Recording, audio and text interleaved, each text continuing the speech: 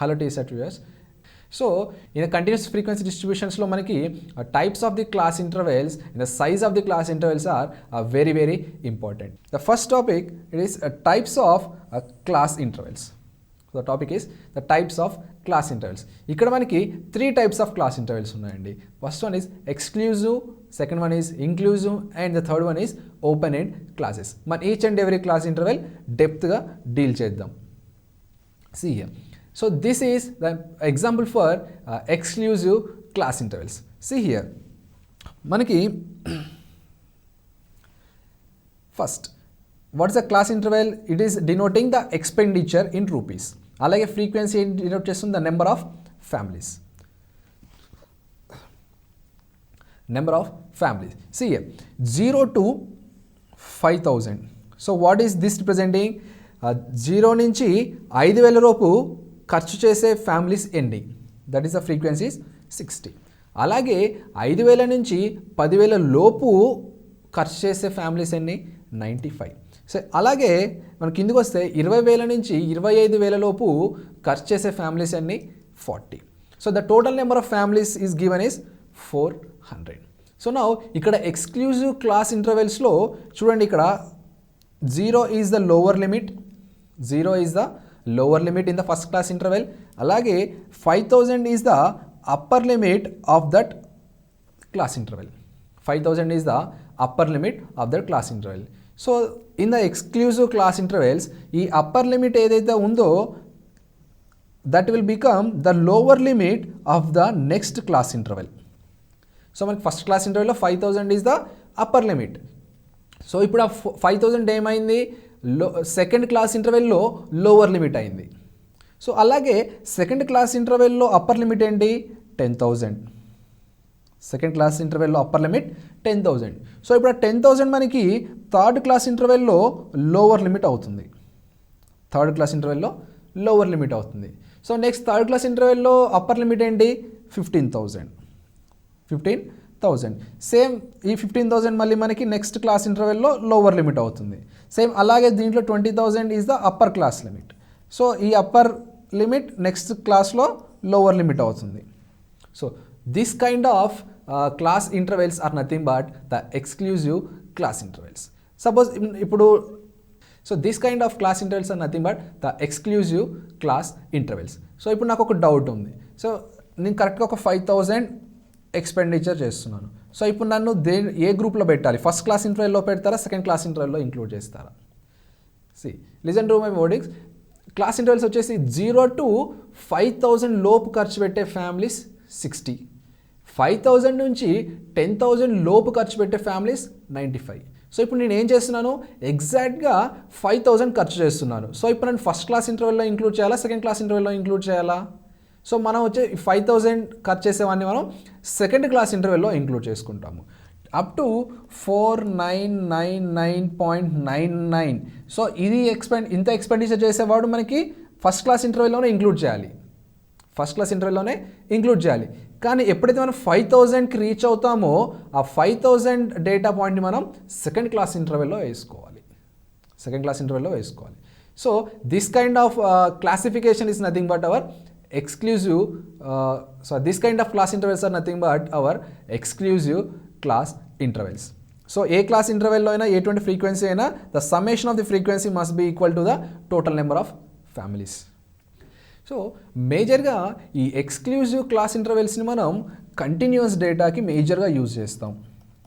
Continuous data ki major ga use chestamu and this exclusive class intervals are mostly used class intervals in our స్టాటిస్టిక్స్లో మనం మేజర్గా ఇటువంటి exclusive type of class ఇంటర్వెల్స్నే use చేస్తాము. So next class interval మనకి inclusive class interval. So inclusive class ఇంటర్వెల్స్తో see here the data points. The class intervals are 5 to 9. 5 to 9 మధ్యలో ఎన్ని నెంబర్స్ రిపీట్ అవుతున్నాయి? 7 నెంబర్స్ రిపీట్ అవుతున్నాయి. 5 to 9 మధ్యలో 7 numbers repeat అవుతున్నాయి. ఇది ఆల్రెడీ మనం డిస్కస్ చేసాం క్లాస్ ఇంటర్వెల్స్ నుంచి ఫ్రీక్వెన్సీ రిలేషన్స్. నౌ సి ఇక్కడ లోవర్ లిమిట్ ఏంటి? ఇక్కడ 5. అప్పర్ లిమిట్ ఏంటి? 9. Lower limit is 5 and upper limit is 9. So ఇప్పుడు 9 తర్వాత ఇమీడియట్ నెక్స్ట్ నెంబర్ ఏంటి 10. సో ఇప్పుడు మనకి దీంట్లో కంటిన్యూటీ ఉండదు. ఇక్కడ upper limit will not be equal to lower limit. Here upper limit in the first class interval will not be equal to the lower limit in the second class interval. So ఇక్కడ మనకు continuity అనేది miss అవుతుంది. So this kind of class intervals are nothing but the inclusive class intervals. So దీని మేజర్గా మనం discrete data పాయింట్స్కి మనం మేజర్గా ఈ ఇంక్లూజివ్ క్లాస్ ఇంటర్వెల్స్ని యూజ్ చేస్తాము. So we can use the exclusive class intervals for discrete data also, but majorly we use these exclusive class intervals for continuous data. The next type of class intervals is open-end class intervals. See here, ikkada manaki class intervals in salary range and the frequency is denoting by number of workers. So ikkada chuste manaki first class interval lo below 2000 అని ఉంది. Below 2000 అనేది ఇక్కడ మనకి lower limit అనేది miss అవుతుంది. ఇక్కడ first class ఇంటర్వెల్లో మనకి lower limit అనేది మిస్ అవుతుంది. 2000 కన్నా తక్కువ శాలరీ వచ్చే వర్కర్స్ ఎంతమంది ఉన్నారు 7. సో నెక్స్ట్ క్లాస్ ఇంటర్వెల్ చూసుకుంటే మనకి both lower limit and upper limit both will be available. రెండు ఉంటాయి మళ్ళీ సెకండ్ క్లాస్ ఇంటర్వెల్లో. 2000 to 4000 శాలరీ వచ్చేవాళ్ళు 5 మెంబర్స్ ఉన్న వర్కర్. సో అలాగే మనం లాస్ట్ క్లాస్ ఇంటర్వెల్కి వచ్చేసరికి 8000 and above. So 8000 and above దీంట్లో మనకి అప్పర్ లిమిట్ అనేది మిస్ అవుతుంది. సో ఫస్ట్ క్లాస్ ఇంటర్వెల్లో లోవర్ లిమిట్ మిస్ అవ్వడం, లాస్ట్ క్లాస్ ఇంటర్వెల్లో అప్పర్ లిమిట్ మిస్ అవ్వడం. So this kind of class intervals are nothing but open end class intervals. ఇక్కడ మనకి స్టార్టింగ్లో ఓపెన్ ఉంటుంది, ఎండింగ్లో కూడా ఓపెన్ ఉంటుంది. There is no limit. So this kind of class intervals are nothing but the open end class intervals. So మనం ఫర్దర్గా move అయితే మనకి మేజర్గా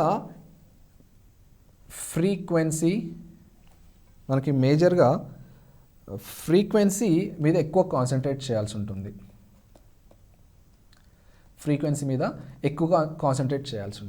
so what is the major మనం మేజర్ ఫ్రీక్వెన్సీ మీద కాన్సన్ట్రేట్ చేయాల్సి ఉంటుంది. See here, class interval is represented with marks and the frequency is represented with the number of students. See here, 0 to 10 class interval లో ఎంతమంది students ఉన్నారు 3. 10 to 20 class ఇంటర్వెల్లో ఎంతమంది students ఉన్నారు 8. అలాగే 12, 17, 6, 4 and the total is 50. The total number of students is 50. Now these are all nothing but the frequency. ఇదంతా మనం ఏమంటాం, దీన్ని ఫ్రీక్వెన్సీ అంటాము. These are nothing but the frequency. ఇప్పుడు మనం ఫ్రీక్వెన్సీ పర్సంటేజ్ కనుక్కుందాం. So frequency percentage is nothing but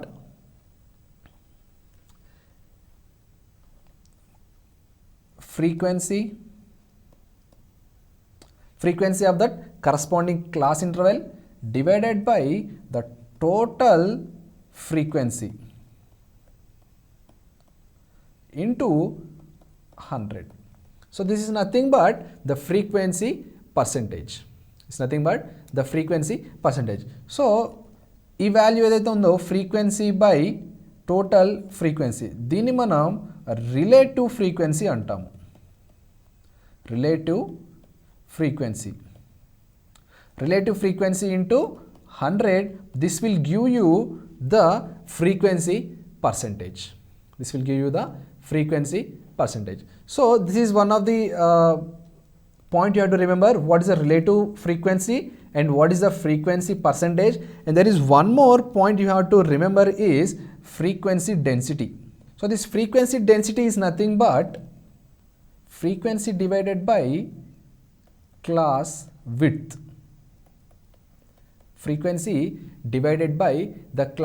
That is nothing but our frequency density. So the 3 points you have to remember, what is the frequency density, what is the relative frequency and what is the frequency percentage. So these are very, very important points which we may expect questions from these points. So okay, now we have seen how to find the less than cumulative frequency and the greater than cumulative frequency, and we have seen the two types of finding the greater than cumulative frequency. Now what we can interpret from this less than cumulative frequency and the greater than cumulative frequency. See here. See here. So in the less than cumulative frequency table, see here, the less than 20 age group ఉన్న వాళ్ళు 3, less than 25 ఉన్న వాళ్ళు 10, less than 30 ఉన్న వాళ్ళు 20. So like this we can interpret from the less than cumulative frequency. In the same way, in the more than cumulative frequency, we can interpret that 15 and above age group ఉన్న వాళ్ళు 64, 20 and above age group ఉన్న వాళ్ళు 61, same అలా 40 and above age group ఉన్న వాళ్ళు 6 members.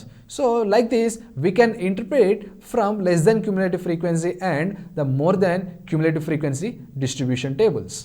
Here are some model questions where examiners can concentrate in asking the questions. See here, for the first question, the tally marks determine. So indaka manam data ichinappudu aa data loni frequency distribution calculate chese, frequency calculate chesappudu we have used the tally bars or tally marks. So this tally marks, the count of the tally marks will determine the class frequency. So the answer is the class frequency. Here.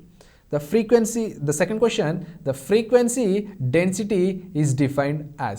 So as I already said the formula, we have seen the three topics there: relative frequency, percentage of frequency, and frequency density. So this frequency density is nothing but the class frequency divided by width of the class or the length of the class.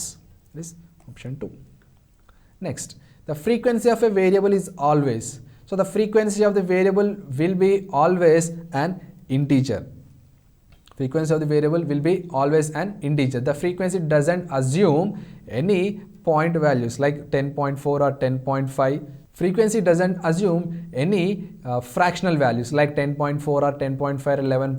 It doesn't assume. So the frequency will assume only an integer values. Till now we have seen how many ways you can collect the data, collection of the data, organizing the data, and organization data ni మనం ఎలా represent చేసుకోవచ్చు అనే దాని గురించి చూసాము. Now we will see how we present the data to the viewers.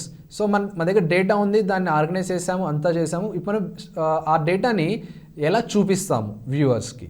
See here, types of representation of the data. Types of representation of the data. మన representation of the data లో మనం various things use చేస్తాం, like tables, bar charts, histograms, pie diagrams, cumulative frequency curves, and the Lorentz curves. So the foremost important thing in the representation of the data is the tables. See, this is an example for the representation of data in the form of the table. So దీంట్లో నుంచి మనకి questions ఎలా అడుగుతాడంటే the parts of the table and the names of that parts are very, very, very important. So the tables are very, very, very important in representation of the data. Tables are very, very, very important in the representation of the data. Now we'll see what are the parts of the table. What are the parts of the table? The first thing is the table number. And followed by the title of the table. అసలు table దేన్ని represent చేస్తుంది, that will give it in the title. ఇక మనకి example టేబుల్లో చూడండి, population of India according to workers and non workers by gender and location. That is the title of the table. Next మనకి foremost బాడీకి వచ్చేస్తాయి. ఇది మొత్తం వచ్చేసి మనకి బాడీ ఆఫ్ ది టేబుల్. అసలు టేబుల్ ఏదైతే ఉందో దాని స్ట్రక్చర్ అదంతా మనకి బాడీ ఆఫ్ ది టేబుల్ అని అంటాం. అలాగే బాడీ ఆఫ్ ది టేబుల్లో మనకి ఈ హెడ్డింగ్స్ ఏవైతే ఉన్నాయో, కాలమ్ హెడ్డింగ్స్, ఈ కాలమ్ హెడ్డింగ్స్ ఏదైతే ఉన్నాయో వాటిని క్యాప్షన్స్ అంటాం. అలాగే మనకి రో వైజ్ హెడ్డింగ్స్, ఇక్కడ చూడండి, rural, urban and all. So these kind of headings, the row headings are nothing but stubs.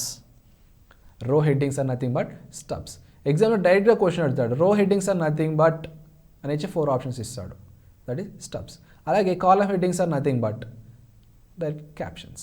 So అలాగే మరి యూనిట్స్, మన డేటాలో రిప్రజెంట్ చేసిన న్యూమరికల్ వాల్యూస్కి యూనిట్స్ ఏంటి, whether the numbers are representing in hundreds or 1000 or lakhs, crores. That is very very important. మన just 17 అని ఉంది, 17 అంటే ఏంటి, ఓన్లీ 17 మెంబర్సా, 1700 మెంబర్సా ఏంటి? So that clarity will be known when we represent the units. So ఇక్కడ units ఏంటి, crores.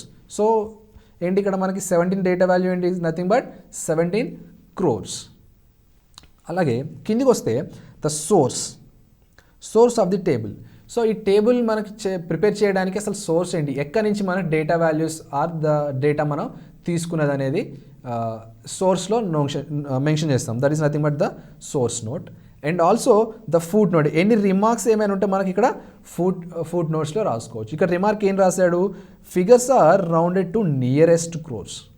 Figures are rounded. So ఏంటంటే ఏదైనా నియరెస్ట్ వాల్యూస్ ఉంటే వాటిని మనం రౌండ్ ఆఫ్ చేసి టేబుల్లో ఇంక్లూడ్ చేసాం.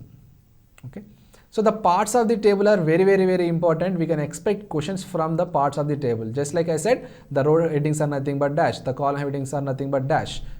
So like that. So next type of representation of data is the bar chart. So this is a simple bar chart. See the example. This is a simple bar chart. This bar chart is representing the years and the production in that respective years. So in the x-axis we will write the years, and on the y-axis we will write the production. So and it is a title of the bar chart, the production of a company A. So మన దీంట్లోంచి information ఎలా తీసుకోవచ్చు. So the production of company A in 1991 45, and the production of company A in 1992 40. So this kind of information we can get from seeing the bar charts. So the next type of representation of data is the histograms. We majorly construct histograms for continuous data. The same way ఇక్కడ bar చార్ట్స్లో చూస్తే మనకి ఇక్కడ బార్కి మధ్యలో space ఉంటుంది, కానీ హిస్టోగ్రామ్స్లో మనకి అలాంటి space ఉండదు. That's why we use histograms for representing the continuous data. That is బార్కి కంటిన్యూటీ ఉంటుంది. ఫస్ట్ బార్కి సెకండ్ బార్కి కంటిన్యూటీ ఉంటుంది, అలాగే సెకండ్ బార్కి థర్డ్ బార్కి కంటిన్యూటీ ఉంటుంది, థర్డ్కి ఫోర్త్కి కంటిన్యూటీ ఉంటుంది, ఫోర్త్కి ఫిఫ్త్కి కంటిన్యూటీ ఉంటుంది. So whatever the diagram you draw, the title is foremost important thing, and after that what your x-axis is representing, and next to that what is your y-axis representing. So these are very very important, any diagram you draw. Next, see here, histograms lo manaki bars vastunayi kada. So now what I do is I will take the middle point in that bar, alage anni bars ki middle points consider chesi తీసుకుంటాను. అన్ని బార్స్కి నేను middle point construct చేసి తీసుకుంటాను. So now ఈ middle పాయింట్స్ని నేను join చేస్తాను. So ఇలా జాయిన్ చేశాక మనకు వచ్చే ఈ కర్వ్ ఏదైతే ఉందో దాన్ని ఫ్రీక్వెన్సీ కర్వ్ అంటారు.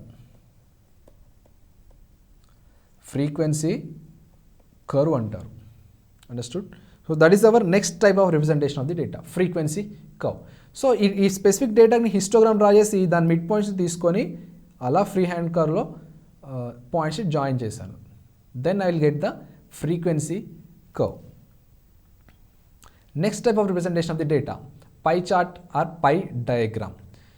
అవన్నీ మనకి when you see the bar charts or histograms we have bars, the values are representing in terms of bars. అలాగే పై చార్ట్లో will represent our values in terms of sectors are in terms of areas. See here, so ఇది మొత్తం మనకి 100%, cost of construction of the house total వచ్చి 100% తీసుకున్నట్టయితే దాంట్లో లేబర్కి 25% పోయింది, సిమెంట్కి 20% పోయింది, బ్రిక్స్కి 15%, స్టీల్ 15%. సో ఇలా డిఫరెంట్ సెక్టార్స్కి ఎంతెంత ఖర్చు అయిందనే దాన్ని మనం పర్సంటేజ్గా రిప్రజెంట్ చేస్తాం. So this is one type of representation of the pie chart. So what is the other type of representation of the pie chart? So దీని సర్కిల్ మొత్తాన్ని మనం 100% అనుకొని చేసాము. అలాగే ఈ సర్కిల్ యాంగిల్ని నేను మొత్తం 360 degrees అనుకుంటా. సో యాంగిల్ మొత్తం నేను 360 degrees అనుకుంటే ఈచ్ అండ్ ఎవ్రీ సెక్టర్ ఎంత యాంగిల్ సబ్టెండ్ చేస్తుంది, 𝜃1, 𝜃2, 𝜃3, 𝜃4 అండ్ 𝜃5 అండ్ 𝜃6. సో ఈ వాల్యూస్ని ఈ టీటా వాల్యూస్ని రిప్రజెంట్ చేసినట్టయితే that is also one type of representation of the pie chart. We can represent pie chart in 2 ways, that is in terms of percentages and in terms of degrees. And remember that 100% is equal to 360 degrees. The next type of representation of the data is cumulative frequency curves. We can also call this cumulative frequency curves as Ō-Gu curves. So see here, నీకు example తీసుకున్నాను ఇక్కడ 0 to 10 class interval, 10 to 20, so on 50 to 60, and the frequency corresponding to the class intervals are 7, 10, so on up to 3. And LCF less than cumulative frequency and GCF greater than or more than cumulative frequency calculate చేసి పెట్టుకున్నాను ఎగ్జాంపుల్లో. Now ఇప్పుడు నాకు OQ curves or cumulative frequency curves ఎలా draw చేయాలి? So there are, from the diagram we can see there is less than OQ and more than OQ. There are two types. That is, first one is less than OQ, the second one is more than OQ. ఇప్పుడు నేను ఏం చేస్తాను? So as usual my x-axis is representing the marks and the y-axis is representing the number of students. Y-axis is representing. So మీరు ఎటువంటి graph గీసినా ఎటువంటి diagram గీసినా కానీ notations are very very important. See, so what is the class interval here? 0 to 60. Class intervals are 0 to 60. So నేను ఇక్కడ రాసుకున్నాను 0 to 10, 20, 30, 40 up to 60. ఇప్పుడు నేను లెస్ దాన్ క్యుములేటివ్ ఫ్రీక్వెన్సీ వాల్యూస్ని కన్సిడర్ చేస్తాను. So the first value is 7, I'll write here, and the next value is 17, I will point. Next value is 31, 51, 57 and 60. So నేను just simply I will just join the points. ఈ పాయింట్స్ని join చేసినట్టయితే నాకు less than OQ curve వస్తుంది. ఒక curve లాగా form అవుతుంది కదా, దాన్ని లెస్ దెన్ OQ కర్వ్ అంటారు. ద సేమ్ వే మనం greater than cumulative frequencies consider చేసి బార్ గ్రాఫ్ గీసామనుకోండి, లైన్ గీసామనుకోండి, ఫస్ట్ పాయింట్ ఈజ్ 60. అది see here. So one more important thing when you are drawing the less than and more than OQ curves. See, less than OQ curves తీసుకునేటప్పుడు we have to consider the upper limits. Less than OQ curve గీసేటప్పుడు మనం upper లిమిట్స్ని consider చేయాలి. See here, the first point is 7. 7ని దేనికి కరస్పాండ్గా తీసుకున్నాను? 10. That is the upper limit of the first class interval. అలాగే 17, next point is 17. 17 దేనికి కరస్పాండింగ్గా తీసుకున్నాను? 20. This 20 is the upper limit of the second class. అలాగే 31. 30 is the upper limit of the third class. Same as 40, 50 and 60. When you are constructing the less than OQ curves, you have to consider the upper limits of the class intervals. The same way, when you are constructing the more than OQ curves, we have to consider the lower limits. See here, the first point is 60. 60 in the corresponding ga teesukovali 0. So 60 point ikkada pettukunnanu. Next 53. 53 దేనికి corresponding ga teesukovali 10. So ikkada pettukunnanu. Same way 43, 29, 9, 3 and the last point. ikkada manaki 60 ikkada end ayindi kabatti last పాయింట్ని మనం జీరోగా consider చేస్తాం.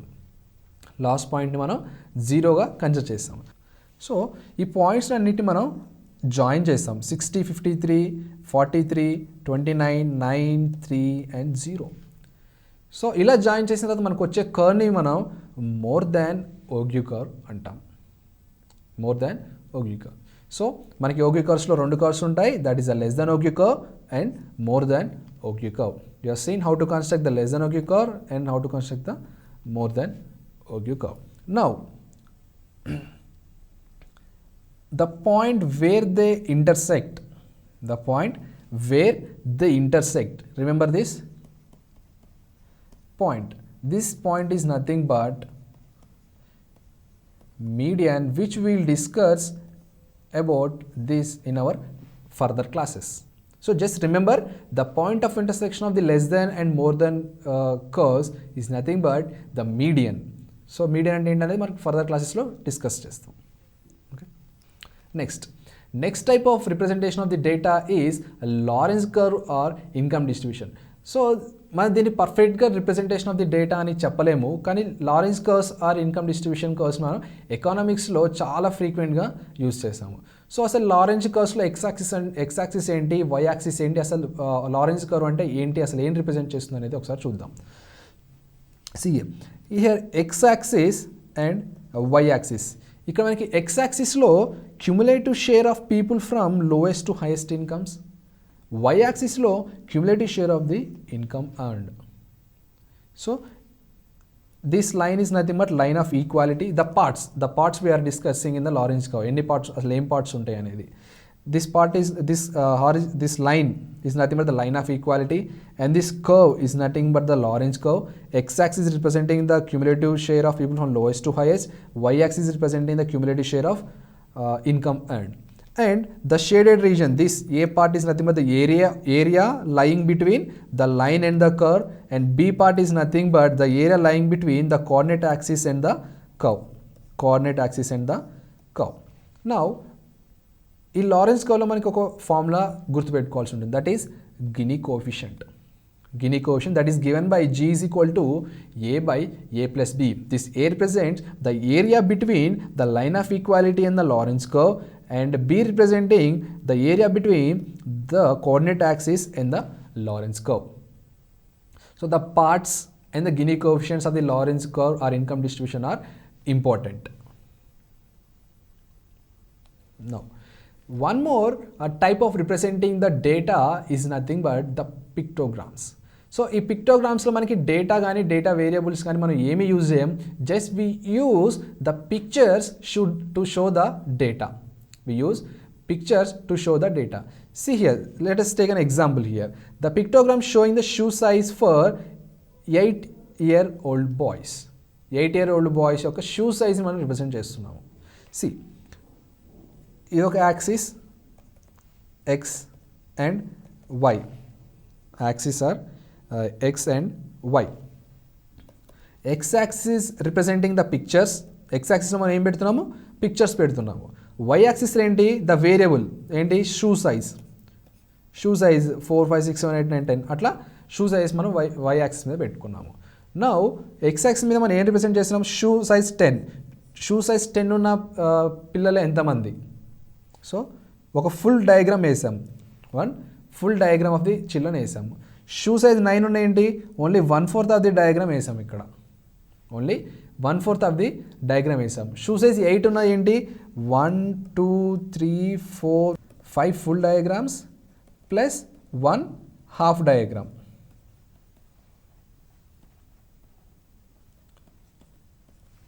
So shoe size 7 ఉన్న వాళ్ళు ఎంతమంది, 1, 2, 3, 4, 5, 6, 7 full diagrams.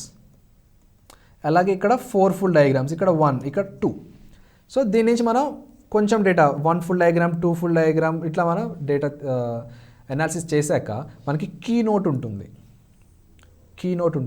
So this key what is representing, what the picture is representing, అసలు picture value ఏంటి.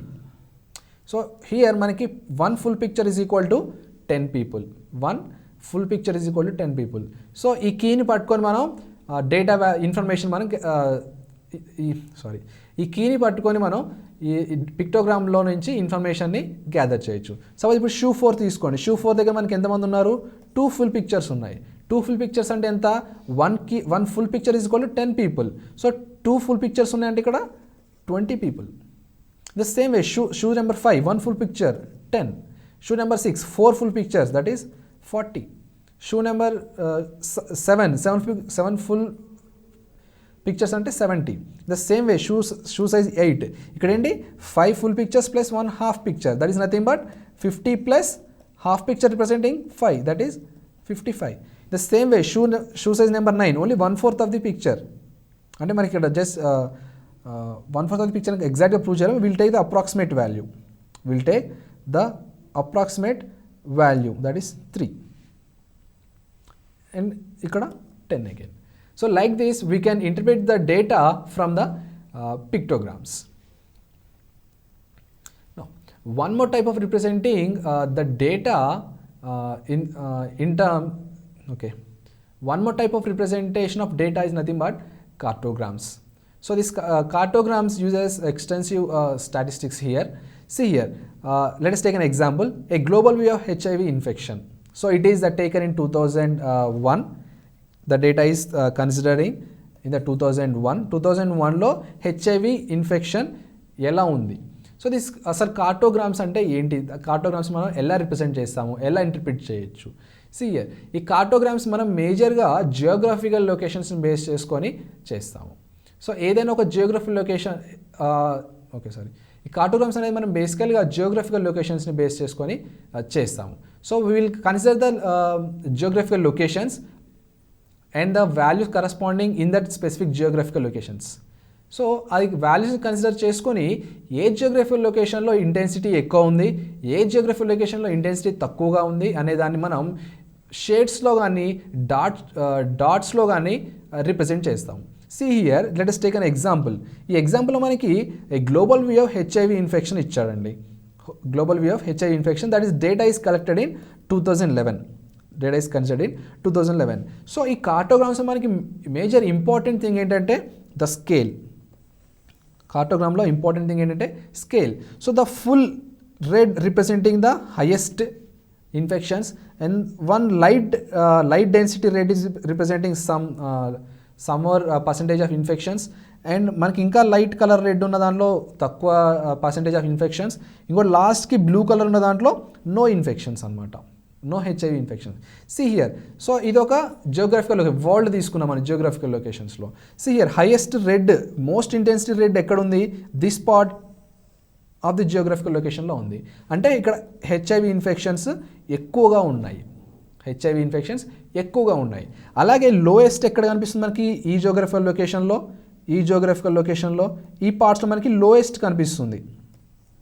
So like this we can interpret cartograms using the scale. ఈ scale అనేది చాలా చాలా ఇంపార్టెంట్ కార్టోగ్రామ్స్. ఈ స్కేల్ని బేస్ చేసుకొని మనం ఆ స్పెసిఫిక్ జియోగ్రఫికల్ లొకేషన్లో ఆ ఇన్ఫెక్షన్ అనేది ఎంత ఉందనేది మనం ఇంటర్ప్రిట్ చేయొచ్చు. Okay, thank you.